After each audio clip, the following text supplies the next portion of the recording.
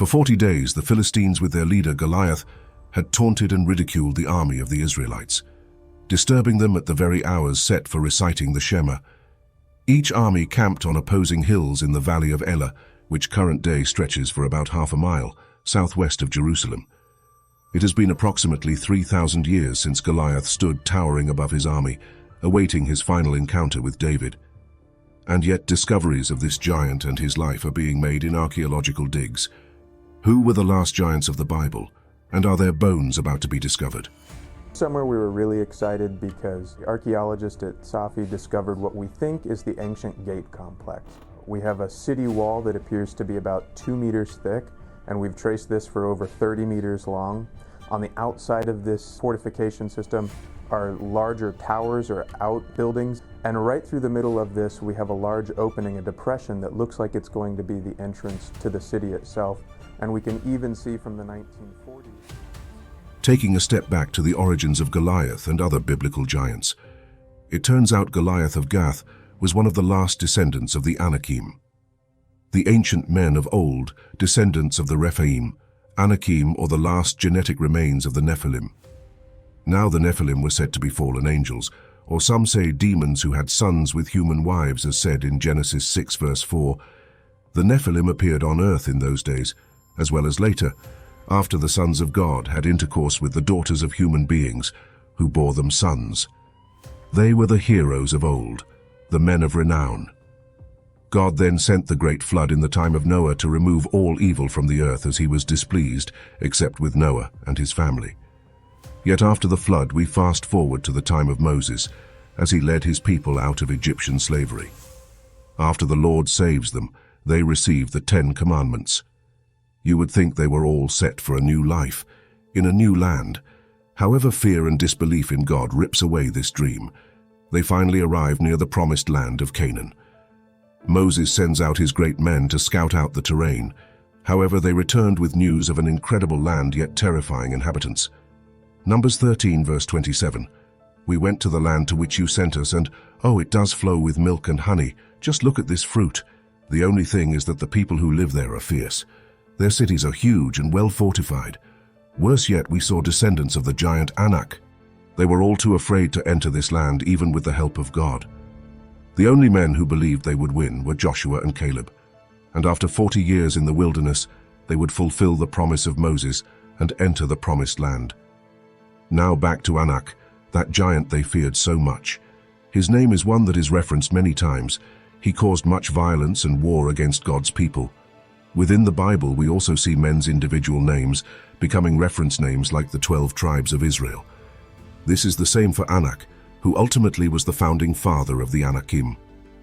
We know they were a warmonger race, as we find yet again God's people fighting with the giants. After wandering for 40 years in the desert, God honors his promise to Joshua 14. Now give me this hill country that the Lord promised me that day. You yourself heard then that the Anakites were there, and their cities were large and fortified. But the Lord helping me, I will drive them out just as he said. Then Joshua blessed Caleb son of Jephunneh, and gave him Hebron as his inheritance. So Hebron has belonged to Caleb son of Jephunneh, the Kenizzite, ever since, because he followed the Lord, the God of Israel, wholeheartedly. Hebron used to be called Kiriath Arba after Arba, who was the greatest man among the Anakites. Then the land had rest from war. So finally, after the death of the Anakim, the people of Israel could rest for a moment and enjoy a time of peace. How does this lead to the discovery of Gath, Goliath, and his brothers? Well, in 1 Samuel 17 verse 4, it says that Goliath hails from the land of Gath. This written account shows us that Goliath, a Philistine, would most likely have been a descendant of Anak, which meant sons of Anak actually lived outside the promised land, meaning they were not all killed in Joshua's campaigns. When we come across Goliath and his Philistine brothers, we learn that they also tormented Israel, reinforcing the Bible's view of the destructive pattern that seemed to involve Anak's descendants. They simply seem to make the lives of God's people miserable. We all know the story of David and Goliath, but let's recap. Goliath was described as 7 foot tall, standing high above his fellow Philistines. For battle, he would be clothed in a bronze helmet, bronze mailcoat, greaves, a scimitar, and also don't forget his spear, which some have worked out to be about 12 feet. long weighing in at approx 33 pounds. However, his last day would be when a young man by the name of David appeared in the midst of Saul's army.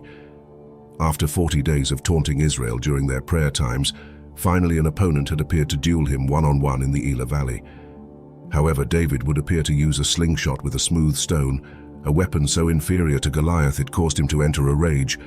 How could such a lowly weapon be used against such a great and powerful warrior? However, as we know that day, Goliath fell at the hands of a young man with one shot from his sling. This young man, David, was full of zeal and destined to be a great king. The rest of the Philistine army, after the death of their giant, fled and were killed. So who exactly was the last giant, and did he have family to mourn him? Well, in rabbinic literature, there is an identification made with Orpah being the mother of Goliath and his brothers, the last giants. After leaving Naomi in the book of Ruth, she returns to her homeland. It is mentioned that from then on, Orpah led a very ungodly lifestyle, which in turn does not allow us to know the truth behind Goliath's father. Goliath was not an only child. He had 3 brothers, all said to have been giant in stature. Number 1, Lahmi, like Goliath, was from the town of Gath. Lahmi is briefly mentioned in a battle. Second is Saph, or Sipai. Saph is described as a descendant of the giants. He is also only mentioned in the context of battle. Then no, it is not the 6-fingered man from the Princess Bride, but actually a 6-fingered half-brother of Goliath. While not explicitly named in some versions of the Bible, there is reference to him. We find it all in 2 Chronicles 20 verses 4-8, when we learn that David, his brothers and army were responsible for defeating the last Philistine giants. Later war broke out with the Philistines at Gaza. That was the time Sibbecai the Hushathite killed Sipai of the clan of giants. The Philistines had to eat crow. In another war with the Philistines, Elhanan's son of Jair killed Lahmi, the brother of Goliath the Gittite, whose spear was like a ship's boom.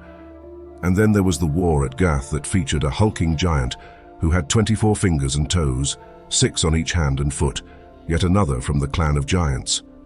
When he mocked Israel, Jonathan, son of Shimea, David's brother, killed him. These came from the clan of giants and were killed by David and his men. From several references within the Bible, it clearly tells us that these extremely large warrior men all came from one family and one city, Gath. So what evidence have they found? In Israel, at the ongoing Tel Es-Safi Gath archaeological project, there has never been a welcome to Gath sign found. Instead, in exposed layers excavated to date, there are numerous artifacts from the 10th and 9th centuries BCE, which is when the settlement was destroyed by the Aramean king Hazael, around 830 BCE.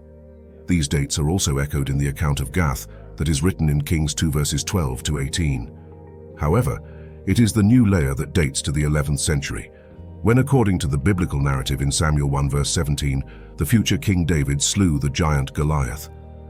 One of the most remarkable pieces of evidence is Gath itself. Goliath city boasts giant-sized stones that have been discovered, providing a tangible link to the biblical account. In the lower city, they are 13 feet wide, versus the 6.5 to 8 foot wide walls discovered from later periods. Likewise, the dimensions of the building material itself are very different. In later layers at the site, the ancient architects used roughly 1.6 foot stones. But in the Goliath layer, the blocks measure roughly 3.2 to 6.5 feet.